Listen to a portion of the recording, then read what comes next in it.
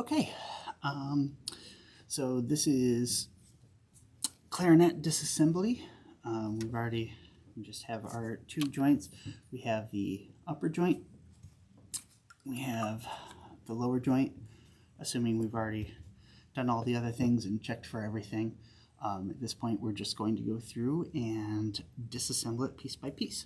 So I'm just going to move the lower joint out of the way for the moment. There's a couple of things you're going to need. Probably the most likely thing you're going to need,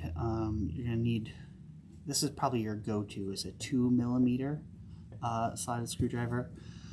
The 2.5 will help you get the point pivot screws on the lower joint maybe a little easier. So good to have that. I also have the 1.5 right here, just in case there are, like here on the top here, the A flat to A articulation screw. Sometimes 2 mil isn't going to fit in there, and you'll want a 1.5mm. So let's see what else. You're going to need a spring hook, probably. It helps with disassembly, but absolutely essential for reassembling it. And some flat nose pliers just to help you grab onto any hinge rods or whatever as you're pulling them out. So let's see here. We're gonna move to this view. Oh, let's see. Image control. And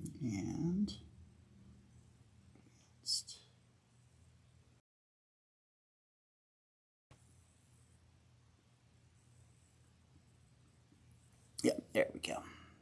Okay, excellent.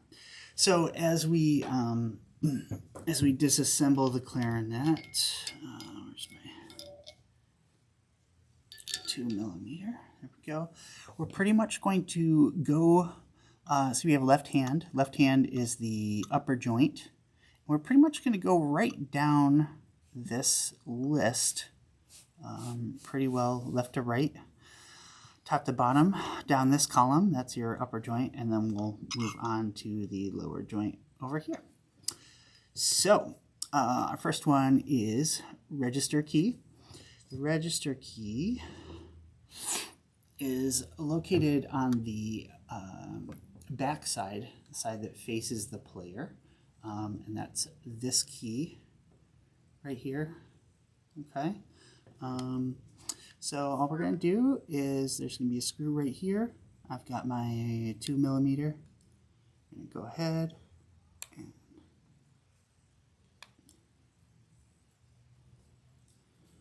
start to unscrew that. I'm keeping a little pressure towards it, and then when I feel it kind of slide off the threading,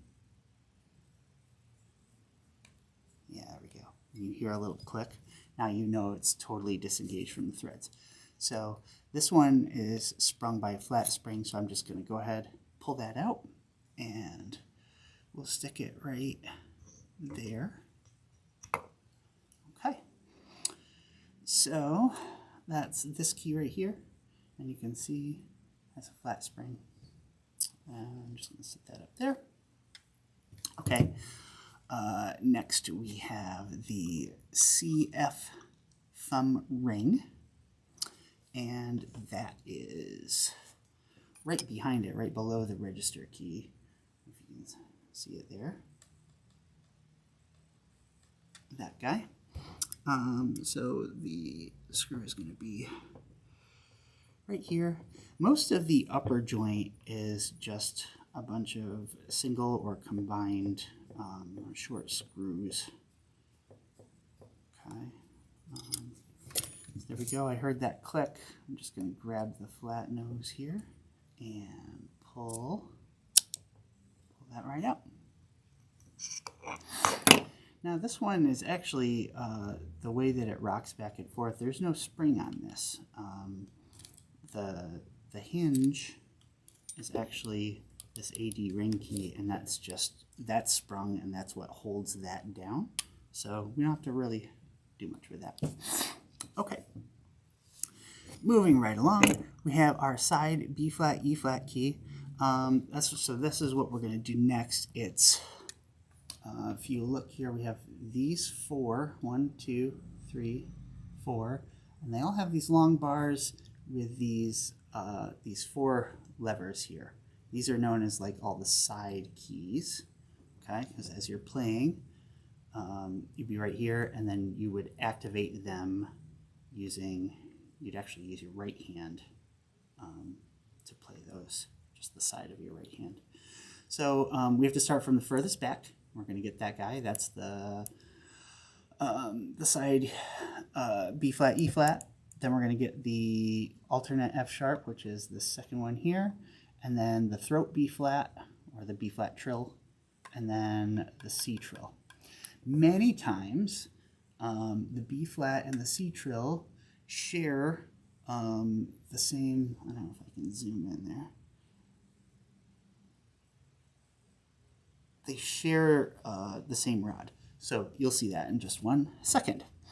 All right, so I'm going to go ahead, and for the sake of this, because they're all going to come off at the same time, what I'm going to do is I'm going to loosen all 3 of these rods.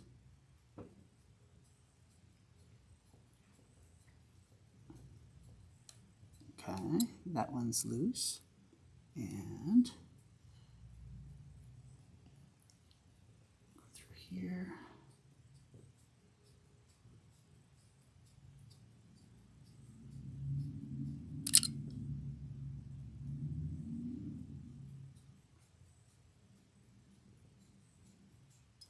Good. Try getting a close up here for you. So here's that 3rd one, and on this clarinet, and it's fairly common where the B flat and the C will share the same hinge rod. Sometimes LeBlanc, Noblet, maybe some wooden Yamahas, some antiques may actually have a 4th one right here that is separate, so these would each have their own hinge rod. But there's really no point.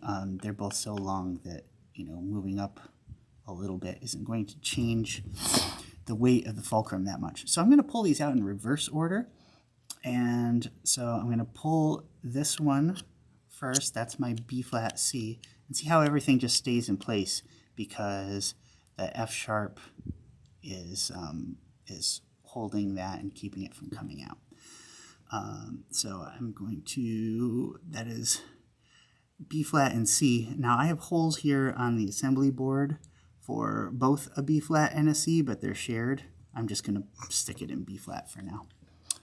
This next one is my F sharp. I'm going to pull that out. That goes in F sharp. And then we have that side B flat, E flat. You could take them out in the order that's on the board, but it's kind of just convenient if you take off all 4 at once. Okay, and you can see all of these have flat springs, so we don't have to worry about the spring hook right now or any of that. All right, so I'll set those right there. Okay, so what we have left here, we have this long rod here. We got a couple of, we just have 1, 2, 3, 4, and then this rod here left to go. So looks like next is our A flat key and our A key. Again, you can see how the A sits underneath. This is the A flat key here on the side, and this is your A key right here. And you can see how when I press this down, it lifts both of them. See that? If I hit A flat just by itself, it just moves the A flat. If I hit this one, it lifts both up at the same time. Okay, so that's something we're going to have to pay attention to when we reassemble it. And again, because I'm lazy, what I'm going to do is I'm going to loosen both of them at the same time and then pull them out.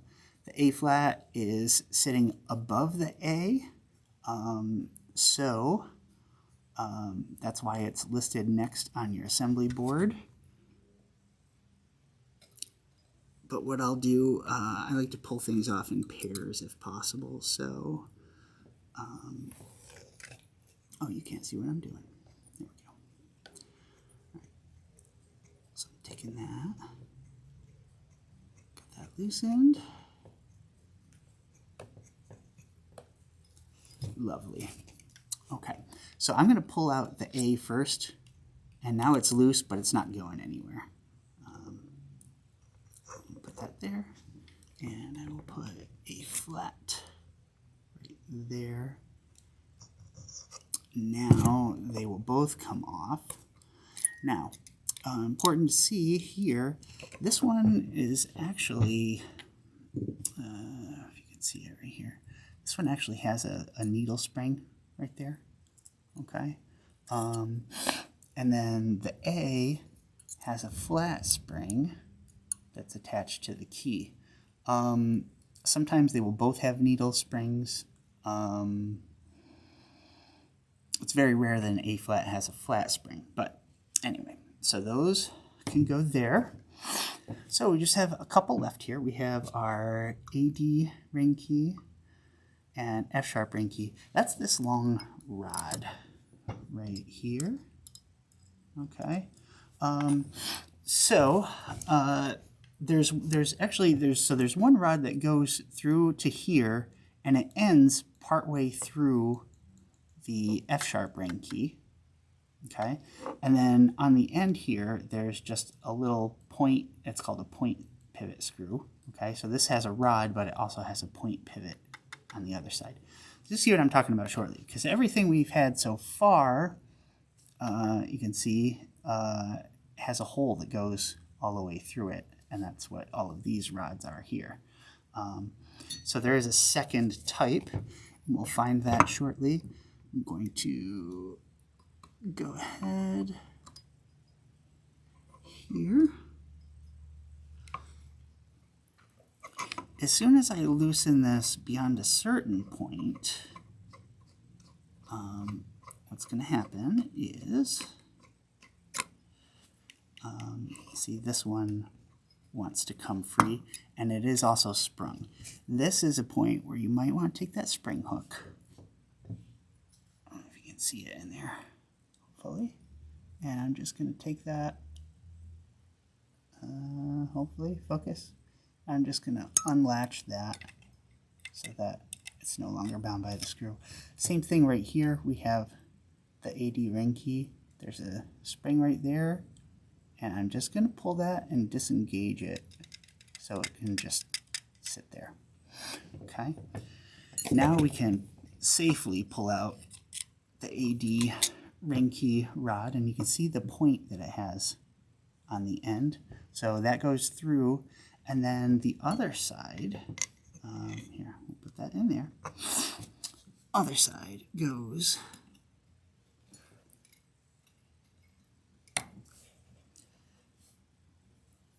you'll see what I'm talking about shortly. There we go. Tiny little point pivot screw. Okay. So these are not hollow. There's just a tiny little opening, and this screw kind of goes in there and just kind of rests in there, and the whole thing, the rest of the tube is solid, and it would rotate between those 2 points. See that? Okay. So there we go. We just have two. So those came off in pairs again. And we just have two left. We have the inline B flat key, and then we have the G sharp, C sharp. We're going to get this guy off first because getting to this screw, the touch piece for the G sharp, C sharp would be in the way. So we're going to get this guy out first. This one also is sprung not with a flat spring, but with a needle spring. It sits too close to the body to disengage it before pulling it off. So when we pull on this, I'm just going to kind of hold it in place a little bit. There we go. See that? And there's the spring. So the tension, pushed it out this way. And that's okay. We just have to, when we put it back together, we have to remember to push that way when we put it in. Okay. And then our last one is our inline B flat. And I'm going to, hopefully you can see all this.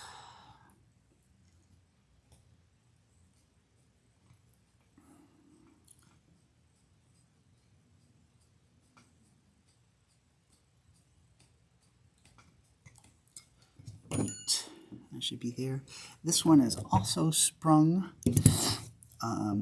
Sometimes you can get in there to disengage the spring. Other times you can't if it sits too close to the body. I'm not sure I can grab this one, but that's okay. I know that it's sprung this way, so the tension's going to go that way. When I pull out the screw, it should just, see, it just kind of pushed it out that way, and that's fine. Okay. So that is everything on the upper joint. Okay. Unfortunately, when there are so many of these that are sprung closed, with the exception of the F sharp and the AD ring key, everything else is sprung closed. So typically when we flush a clarinet, we do have to disassemble the entire thing. The other thing that's a bummer is right up until that G sharp, C sharp key, it's basically covering access to this tenon cork. So if we have to replace this tenon cork, the whole upper joint has to be disassembled. All right, so set that to the side, move all that here, and now we can move on to the lower joint. We have three levers here. This is called the right hand table. We have the pinky table. All four of those are engaged by your pinky. When holding it this way, these three are also engaged by the pinky. Interesting, huh? And then all three fingers go there. And of course your thumb is behind there. Unless we have to pull this off for any reason, we're going to just leave the thumb rest on. All right, so moving on. Yes, so we're going to look at it from the top view. And it says right here, we're going to start with our F sharp, C sharp lever, and our EB lever. Now, this one right here, here we go, so you can see it. This one here is the EB lever, and you can tell because when we press that, it closes both the EB and the low FC. Closes both of those at the same time. This is an alternate touch piece, so you could either use this pinky or you could use this pinky. They both engage the same two pads closing. Okay. The one next to it is the F sharp, C sharp. Again, this is one of those things, we're kind of doing them in pairs. Both of these can kind of come out at the same time. They are always the same length. I'm not, unless one is giving you a hard time, just know the one closest to you, here as you're holding it, that's EB, and that's F sharp, C sharp. F sharp, C sharp is always on the outside here, second one here, and that's your EB.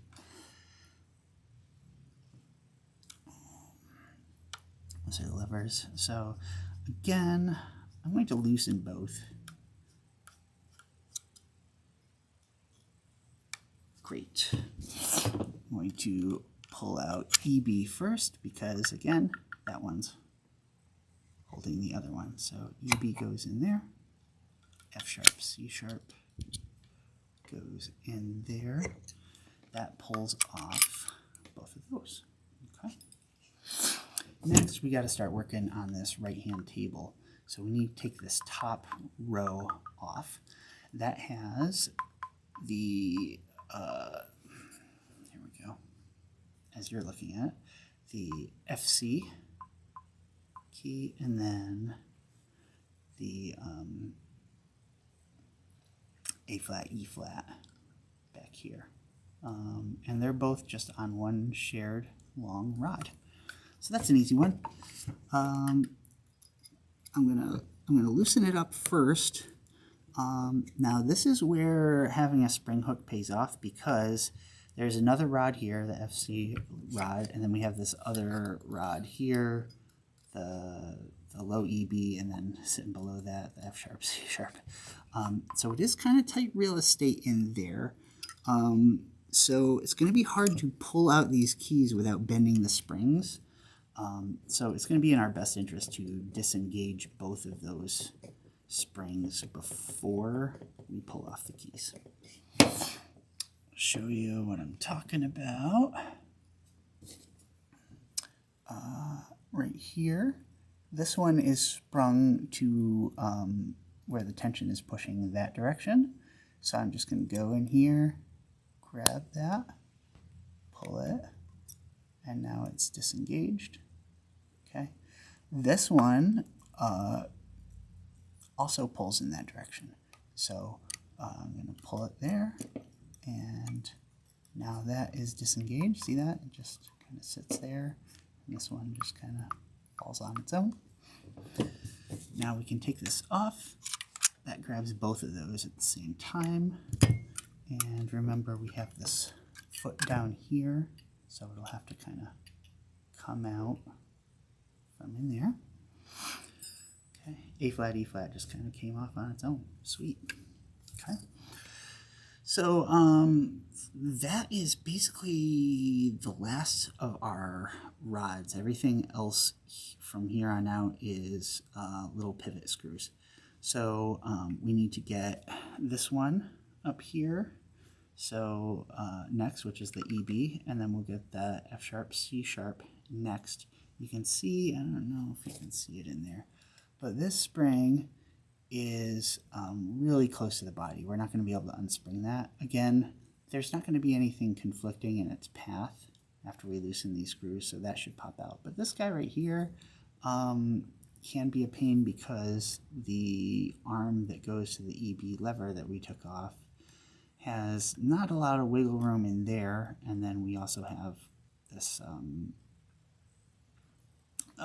touch piece arm that comes out here. So the EB we definitely want to unspring first. So, and that just sits way out here, and it's super easy to get to. In fact, this is a common repair because it does kind of just hang out in no man's land. So when people are polishing their clarinet or something, sometimes this gets unsprung, and then you have it just kind of sitting where it comes down, it doesn't come back up, and they say, oh, my low keys don't work. That's why. It's just that spring right there. Okay, so we're going to take out those two next.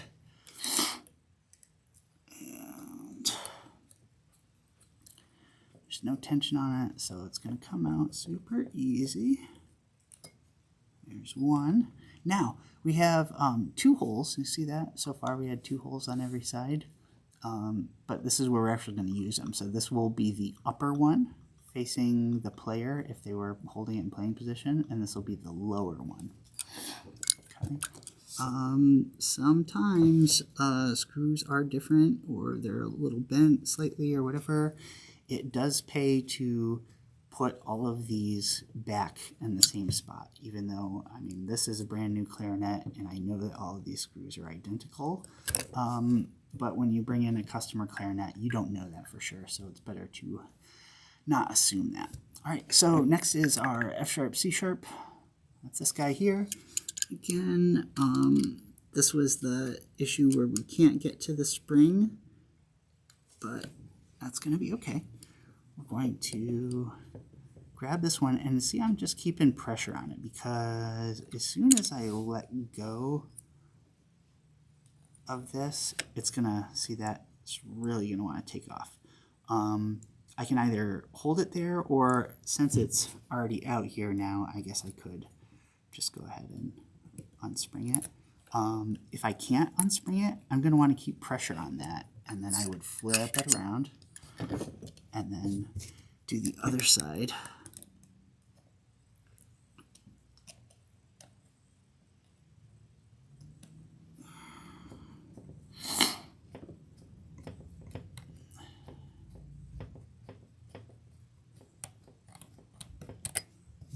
Also a good time to say that it's great to be left-handed, and I know this is going to confuse the heck out of you. All right, so there's that, and so this one was the upper. Okay, so I'll put that there. And my lower one, which was over here. So I've got those. Cool. Okay, so we're almost done. We just have, we have 3 more things. We have our 3-ring key right here, and that's going to have to come off next so we can get to this guy here. And then we just have that low FC lever. So this one is another sprung one that we're going to want to go ahead and just take off. It's still going to run into this, so it's still going to be under tension, but not under the same amount of tension, and that will be just enough for us.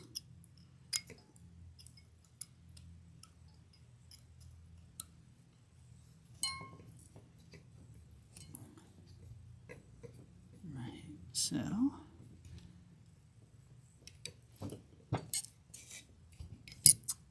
that is the lower, so it's going on the right side there. Flip it around and get the upper part here.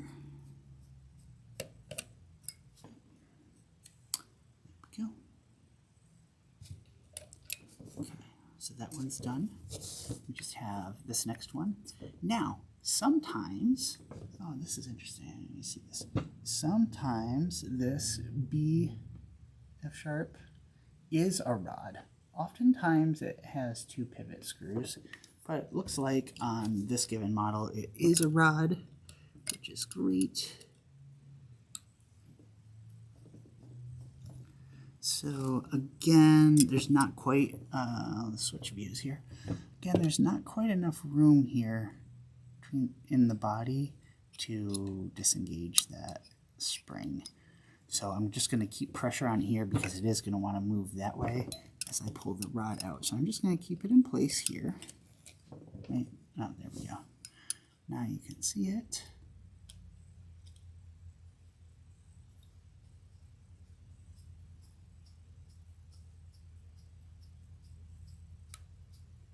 Oh, I hear the click. That means it's through the threads. Let me go ahead and start pulling this out.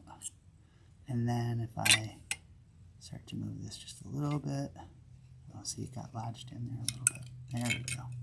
And that comes out. There's BF sharp. The last one is this FC lever. If we are flushing this and there's a cork there and everything looks okay, you don't really have to take this one off. I mean, it could end up being in your way, right, if you're doing any kind of tenon work or whatever. It's probably best practice to take it off, but sometimes, you know, just know it's not totally necessary. If you're in a rush, if you got a customer waiting for you or whatever, you can leave it on there. It's not going to get hurt. And now, again, this is one of those hidden springs. Here, I'll switch to this view here. So I'm going to be careful when I'm pulling this out because, yeah, right there, you can see how that spring wanted to move. It's a tiny spring, so it's going to take quite a bit of tension to keep that on there. Make sense? Okay, cool. All right, That's our entire disassembly. We have both joints here. All of our hinge rods are in here. My lower joint, my upper joint, all set. And now we can get access to these tenon corks, whatever we have to do, if we have to replace these, or we flush this and then flush keys separately. I'm lucky that this one already has synthetic pads, so we could all flush at the same time.